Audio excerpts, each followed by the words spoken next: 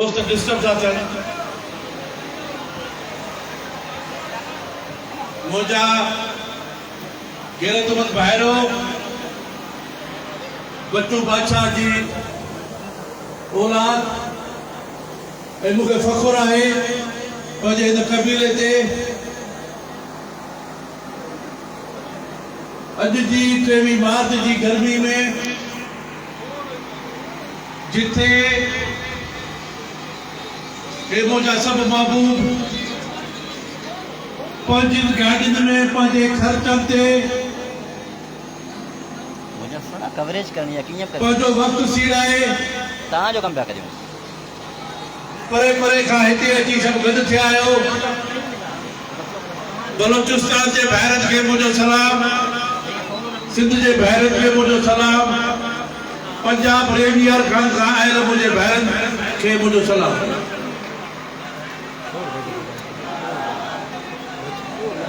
काफ़ी दोस्तनि हिते तक़रीरूं कयूं सलीम सिद्धी साहब जो वालिहाना खिताब ऐं हौसला अफ़ज़ाई आउं जो शुक्रगुज़ार आहियां ऐं जेका तशरीह सरदार अयाज़ ऐं याकूब साहब बि कई हिन कबीले जी जिदोजहद ते त मुंहिंजा भाइरो इन में को भी शक कोन्हे त जीअं पाकिस्तान ख़ासि करे इतिहाद मुनज़म ऐं वधे पियो 30 साल सिंध जे तौर ते असांजो रत जो बि वाधारो थिए पियो ऐं असांजा नौजवान ऐं गबरू बि शहीद कया पिया वञनि इन में को बि शक कोन्हे काल्ह जेको साॻियो वाक़ियो थियो आहे अचानक इंतिहाई दिलि दुखी आहे इंतिहाई मूंखे तकलीफ़ पहुती आहे आखिर तुझो दोह कहिड़ो माण्हू उन सॼे क़तलाम जो ज़िम्मेवार उतां जी पुलिस जी इंतिज़ामिया ऐं मौजूदा हुकूमती सिस्टम जेको पीपुल्स पार्टी जो आहे मां सॼो ज़िम्मेवार उन्हनि खे करार थो ॾियां छो त जेके हालाणी में मज़दूर पोड़े त क़तल थिया उन जे लाइ असां उन्हनि खे गुज़ारिश कई त असांजे नौजवाननि पोड़े तुंहिंजा कातिल गिरफ़्तार कयो पर अफ़सोस धोखो कयो वियो ड्रामेबाज़ी कई वई मां ऐलान कयो त बिलावल भुट्टो ज़रदारी हालाड़ी क्रॉस न कंदो उन ॾींहं ते 24 पुलिस जूं मोबाइलूं पाए ख़ासि करे खे सिर्फ़ु अखियुनि सां ॾेखारे यकीन ते वञी कराई वई त असां तव्हांजा कातिल सभु गिरफ़्तार करे जेलनि में था रखूं मूं पंहिंजे माइटनि खे उते ई चयो इहो बि असां धोखो पियो थिए पर अफ़सोस उन्हनि मुंहिंजनि ग़रीब ऐं अबोझ माण्हुनि उन वक़्तु उतां जे MLA अबरार शाह ते एतबार कयो मूं ते एतबार न कयो धड़ो न हुयो अॼु उनजो नतीजो निकितो एतिरनि ॾींहंनि में असांखे तोहफ़ो पर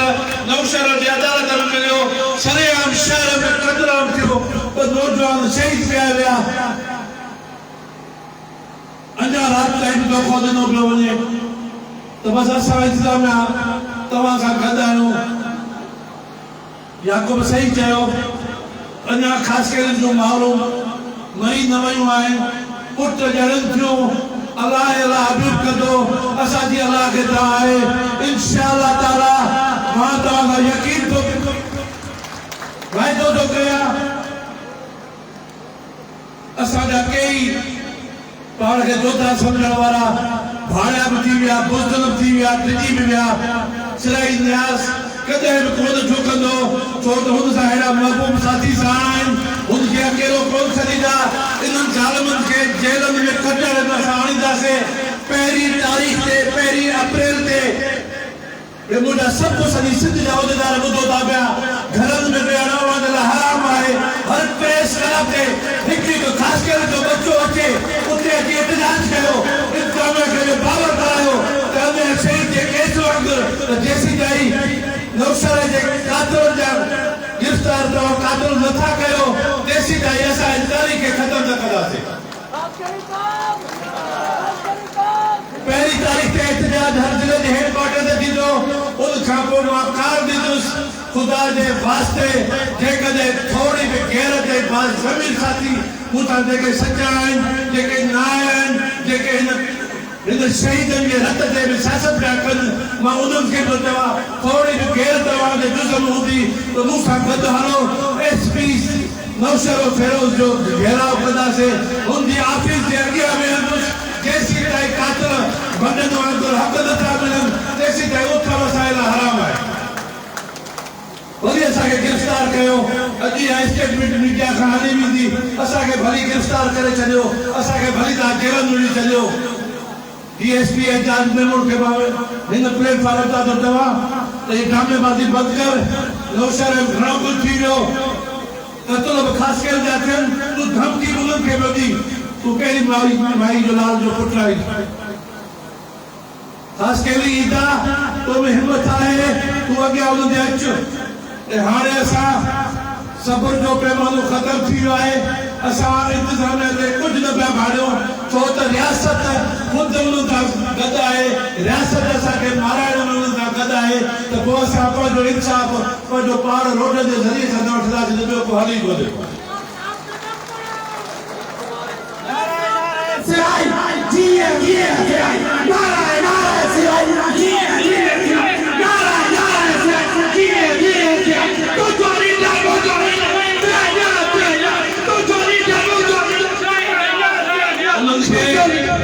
उन्हनि खे यादि हुअणु घुरिजे सलीम सिंध जी तारीख़ काफ़ी ॿुधाए वियो त हिन कबीले जी तारीख़ तव्हां अञा बि पढ़ी ॾिसो त सिर कटाए छॾिया अथनि कॾहिं झुकिया न आहिनि कॾहिं कोन झुकंदा अवां जेकॾहिं हिननि खे झुकाए था कयो ऐं गॾु थियण खां रोकियो था तो मां समझा तो अवां खे इंतकाम वठणो आहे अवां खे वो बदलो वठणो आहे वो सिराई न्यास खां वठो हिननि नौजवाननि में कूड़ रंग कहिड़ो थो कयो अवां खां अवां उन्हनि खे न मारायो काफ़ी मूंसां गॾु जे दोस्त जेके वेठा आहिनि उन्हनि हिननि खे वोट कया आहिनि असांखे उन्हनि जे वोटनि जे एवज़ में तोहफ़े में जेकॾहिं तव्हां लाइ छॾींदव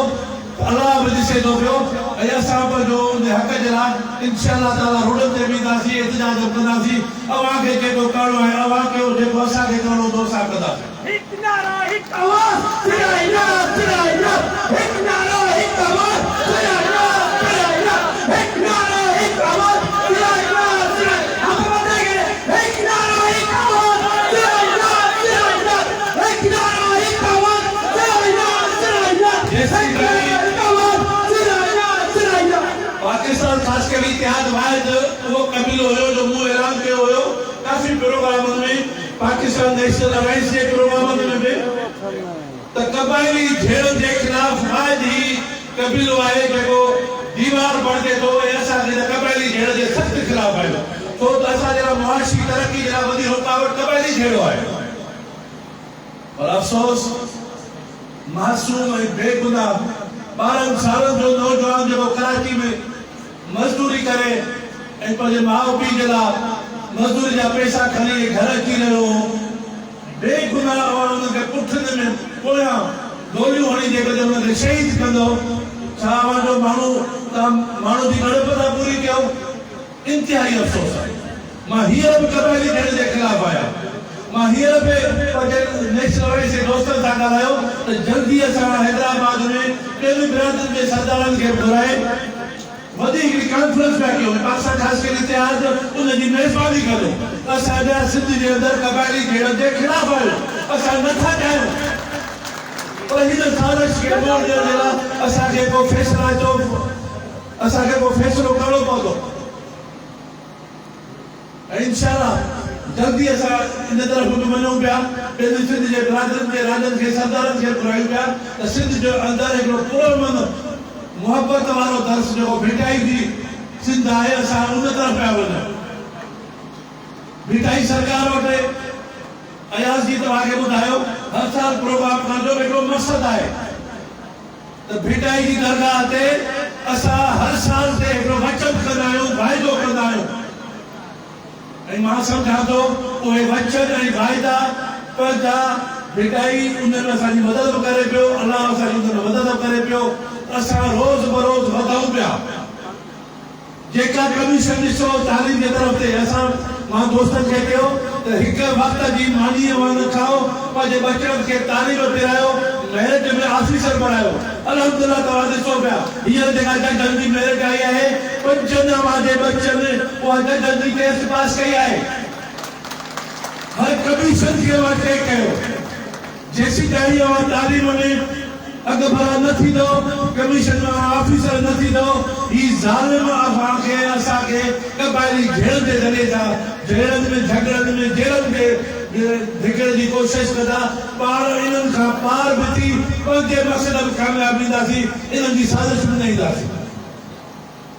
Tutti लीडर मुझो लीडर सिराइना सिराइना हतमते करे जा रहे हो। तुझो लीडर मुझो लीडर सिराइना सिराइना तुझो लीडर मुझो लीडर सिराइना सिराइना एक नारा एक कमाल सिराइना सिराइना हतमते करे जा रहे हो। तुझो लीडर मुझो लीडर सिराइना सिराइना तुझो लीडर मुझो लीडर देखे मैं सुप्रीम काउंसिल जा उहदेदार साहब वेठा आहिनि। मां अव्हांखे बि ॿुधाईंदो रहां तो ही असां पासा ख़ासि करे इतिहाद हेॾो इदारे जे तौर ते कमु पिया कयूं, इदारो करे पिया हलायूं। अॼु अव्हां जो ही मोहबतूं अव्हांखे हेॾे इज़त वारे तरीक़े में ख़िदमतूं जेके कनि पिया सरसित कनि पिया, इहो सॼो पासा ख़ासि करे इतिहाद जी सुप्रीम काउंसिल कयो आहे, जंहिंमें मुंहिंजा ज़िले जा उहदेदार सदूर तालुका जा सदर ऐं मुंहिंजा सुप्रीम काउंसिल ऐं मुंहिंजा मर्कज़ी उहदेदार उन में शामिल आहिनि। सभु उहे पिया कनि। सिराई न्याज़ मुल्क का गदा है। तो दोस्तों अवां ही साजिश जेका थिए पई असांखे झगड़नि में फसादनि में तबाही तरफ़ ते धिकण जी उनखे पाण खे नाकाम बणाइणो आहे। बलदियाती इलेक्शन अचे पई, उन जे लाइ तयारी करी आहे, महल में ऐलान थियो आहे और ॾिसूं त मां सम्झां थो मुश्किल इलेक्शन बि थिए। हे 27 तारीख़ ताईं 3 तारीख़ के ॾिसो त छा पियो थिए त ही रांदि किथे पई पहुचे।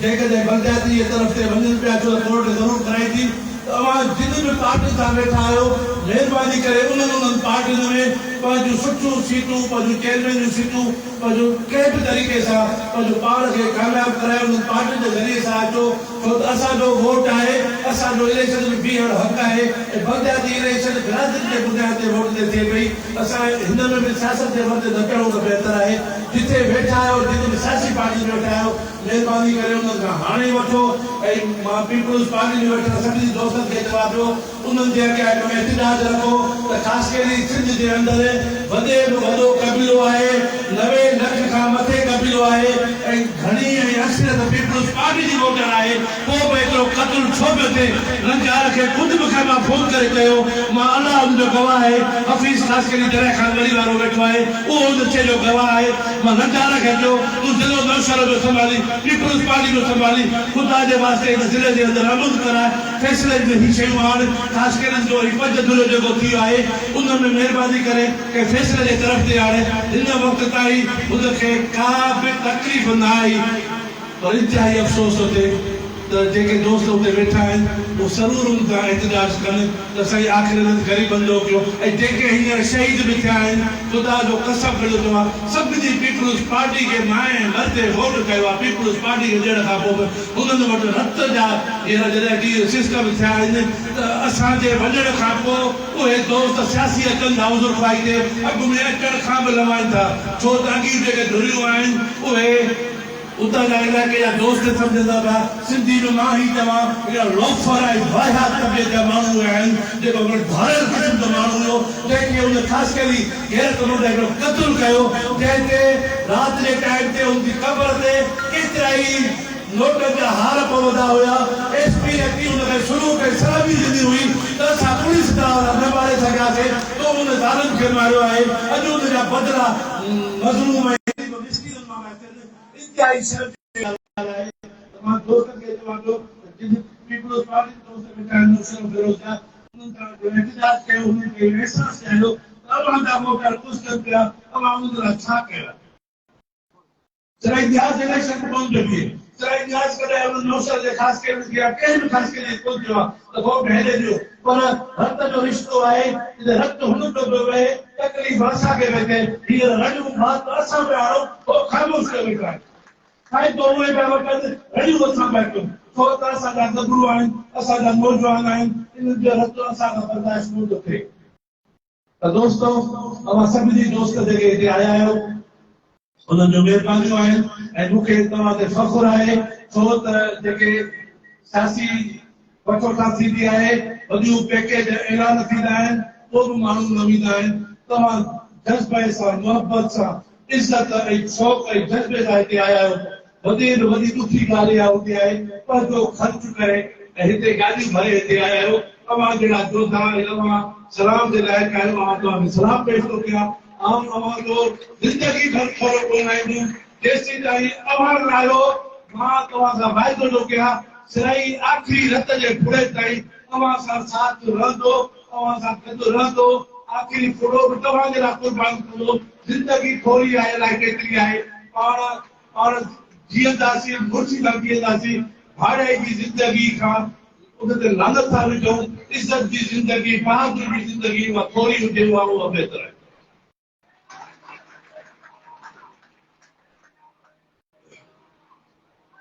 भिक्षा साईं गदा हुसैन शाह साहब जो इन हाल जो आहे इन गादी जो वापिस्ता माण्हू आहे ऐं भिटाई सरकार जे लाइ हिकिड़ी वॾी तहरीक हलाई हुई त भिक्षा खे तालके जो दर्जो ॾियो मां उन प्रोग्राम में हाल में आयो हुउसि हू साईं सां वाइदो कयो हुयो ज़िले मटियारी जे ख़ासियत खे चयो त साईं सां इन तहरीक तव्हां गॾु हुजो पर अॼु हेतिरो वसीउ इलाइक़ो ऐं सॼी सिंध ऐं बलोचिस्तान ऐं पंजाब जा ख़ासि करे हिते गॾु थिया आहिनि मूंसां जो तव्हां वाइदो कयो ऐं हथ मथे खणी पाण रेगुलेशन पास करासीं भिटाई सरकार असांजो मुर्शिद आहे हुनजे भिक्षा जे शहर खे तालके जो दर्जो हुनजो हक़ आहे त असां सभई इहो मुतालबो था कयूं त भिटाई सरकार जे शहर भिक्षा खे तालके जो दर्जो ॾियो भिटाई सरकार छो त हिकिड़ो अमुन जो सफ़ीर रहियो आहे असांखे अमुन जो हिकिड़ो दर्ज ॾेई वियो आहे असां उन ते हलूं पिया सालों साल भिटाई सरकार जे उन फ़लसफ़े खे असां टिनि माण्हुनि में उहा तबलीग पिया कयूं त उहो भिटाई खां मथे का धरती जी ॿी का शख़्सियत कोन्हे का त असां हिन पंहिंजे प्लेटफॉर्म तां पासा ख़ासि करे इतिहाद इहो मुतालबो पिया कयूं त भिक्षा खे तालके जो दर्जो ॾिनो वञे सिंध जे अंदरि जेको न्याणियुनि मासूम जो क़तलाम पियो थिए ज़ुल्म ऐं ज़्यादती पई थिए उहे तालीम जा इदारा हूंदा उते बि गैर महफ़ूज़ आहिनि उन्हनि जे अंदरि में अहिड़ो कानून पास कयो वञे जिते असांजूं न्याणियूं मासूम उते महफ़ूज़ त हुजनि रोज़ क़तलाम पई थियनि सिंध जे अंदरि गैर मुस्लिम न्याणियुनि जो जेकॾहिं शादी जी आड़ में मज़हब मटाए अवां उन तरफ़ ते आणियो था असां पासा ख़ासि करे थिया इन ते बि सख़्तु ख़िलाफ़ आहियूं उन मज़हब मटायो शौक़ सां ख़ुशी सां पर हिन शादी जी आड़ में अवां इन तरफ़ ते वञी थोरी झगड़ी जेकॾहिं इहो कयो पिया इहो असांजे रसूल असांखे इहा दर्स कोन ॾिनी आहे उनजे बि असां ख़िलाफ़ आहियूं इंशाअल्लाह ताला सिंध जे अंदरि जेका अकुल बाकुल वञी करप्शन तबाह करे छॾियो आहे असांजे सिंध जे अंदरि ऐं इन बि काम कंदे इस्लामाबाद जो पैसो सिंध जो यार वॾी ज़्यादती आहे वञो कान्हे असां सिर्फ़ु ॻाल्हि खाइण में पूरा आहियूं वाह वाह धोतार रेस वाह वॾा यार उहो ॻाल्हि खाइण में असांजे सिंध जे मासूमनि जी हालत इहा आहे हिकिड़े दोस्त चयो त प्रेस कर ॾिसो माण्हू पंहिंजा बच्चा मासूम खणी था अचनि असां विकिरो था कयूं असां खां वठो इन खां वधीक ॿी बेइज़ती कहिड़ी हूंदी काज़ी अहमद में भटनि जा हेतिरा ॾींहं लाश पिया हुया बर्फ़ में पंहिंजे अखियुनि सां ॾिठियूं लाश जे मथां असां सिंधी माण्हू ज़िंदगी में कॾहिं अहिड़ी कान ॾिठी थी क़यामत करबला ॿुधी से पर मूं करबला रोशन ख़ासि करे काज़ी अहमद ने ॾिठी इंतिहा जी बेहसी वोट बि ॾियूं ज़ुल्म बर्दाश्त कयूं लाश बि खणूं इन जे लाइ अव्हांखे असांखे सभिनी खे स्टेट वठिणो पवंदो इन सां मुक़ाबिलो करणो पवंदो जेकॾहिं दर्द अलाह ताला ने चयो आहे ए बंदा अव्हां पंहिंजी तक़दीर में चाहियो त आउं अलाह ताला जी मदद कयां ये पाण पंहिंजी तक़दीर न मटाईंदासीं त अलाह बि पंहिंजी मदद कंदो शम्स ताशकरी साहब राजूरी खे छॾे असांजे हिन पासा ख़ासि करे इतिहाद में जॉइन कयो आहे असांजो पुराणो साथी रहियो आहे ॿियो हुयो घुमी फिरी मोटी आयो अल्लाह इला हबीब कंदो जीअं शमशाद मोटी आयो आहे ॿिया बि काफ़ी दोस्त इहे राब्ते में आहिनि सभु मोटींदा छो त मां वाज़े तौर ते ही वठो आहे असांजी सोच असांजी ज़हनियत पढ़िया लिखिया मूंसां दोस्त आहिनि असांजे ऐं हुननि दोस्तनि जी राति ऐं ॾींहं जो फ़र्क़ु आहे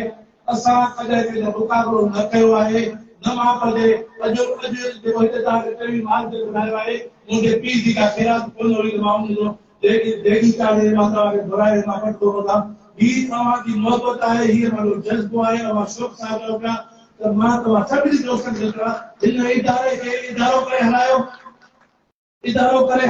ऐं इदारो करे हलाईंदासीं हिते इज़त मान हिक ॿिए खे ॾींदासीं छो त ख़ासि करे खे ॿिया बि सभु न पिया ॾियनि पाण बि सभु न ॾींदासीं त पोइ फ़र्क़ु कहिड़ो रहंदो सिराई ऐं सिराई जी टीम इंतिहा इज़त ॾींदी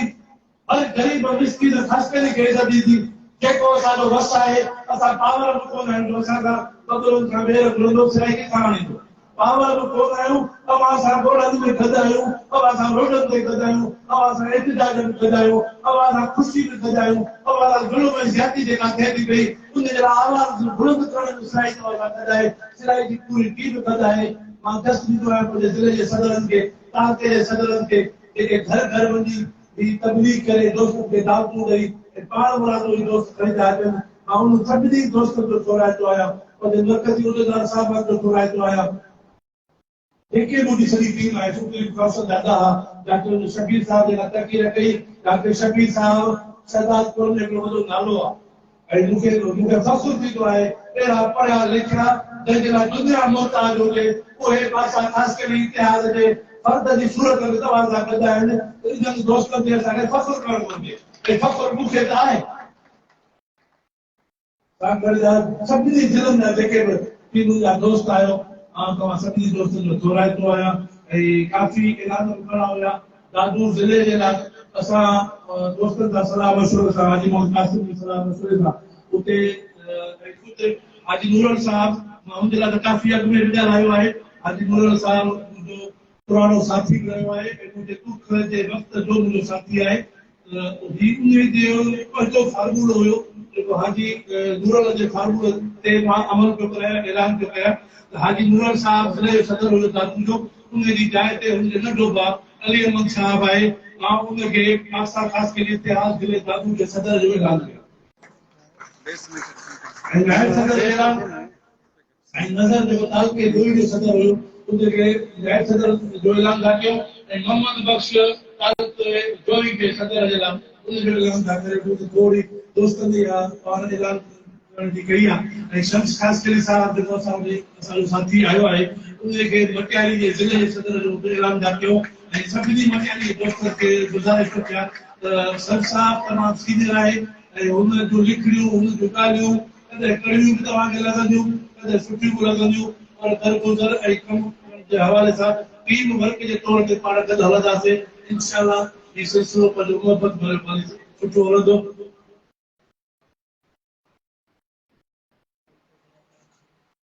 ऐं दोस्त मीडिया वारा इन शइ जा आहिनि त या करारदाद जेका तालुके वारी तव्हां कई उनखे दोस्त सभिनी खां हथ मथे खणायो त उहे दोस्त वरी उनजी रिकॉर्डिंग कंदा उहा ई करारदाद जेका भिक्षा जे हवाले सां कई साईं गदा जी जेका महिनत आहे जागोर आहे ऐं अलाह करो हिन भिक्षा जे तालुके जे ठहण में भिटाई जे इन कम जो क़ाइदे आज़म सां साईं गदा थींदो तव्हां सभई हथ मथे खणी इहो मंज़ूरी ॾियो त भिक्षा खे तालुके जो दर्जो ॾिनो वञे तव्हां सभिनी दोस्तनि जूं वॾियूं महिरबानियूं छो त भिटाई असांजो मुर्शिद आहे ऐं भिटाई असांजे मुर्शिद जी धरती आहे असांजे मथां फर्ज़ थो पए त पंहिंजे मुर्शिद जे लाइ ऐं हुनजे शहर तालुके दर्जे ॾियण जे लाइ असां कयो तव्हां सभिनी दोस्तनि जूं वॾियूं महिरबानियूं हाणे मां गुज़ारिश कंदुसि तव्हां सभिनी खे हिकिड़ी जेका मुंहिंजो तव्हां चवणु कंदो छो त मां बीठो हूंदुसि तव्हां वेठा हूंदव इहो मूंखां वाइदो कयो मानी जेको असांजो हाल आहे सुप्रीम काउंसिल जो इते वेठे 15 मिनटनि जो टाइम आहे मां बीठो आहियां मां वेंदुमि कोन जेसिताईं आख़िरी माण्हू जो मानी न मिलंदी मां वेंदुमि कोन महिरबानी करे को बि न उथे मोहम्मद सादिक साहब खे दिलशेर ख़ासकरी खे गुज़ारिश आहे मुकमल तव्हांजी तयारी आहे पंहिंजी टीम खे हितां खां ई हलायो ॿिया महिरबानी करे वेही रहो दफ़ा तव्हां वेही रहो कोई बि न उथे काॾे बि न वञो तव्हां वेही रहो हिते वेठे तव्हांखे मानी मिलंदी मां हिते ई बीठो आहियां मां ई न वियसि जेसीं ताईं आख़िरी दोस्त खे मिलंदी वध जुड़ी न थिए दोस्त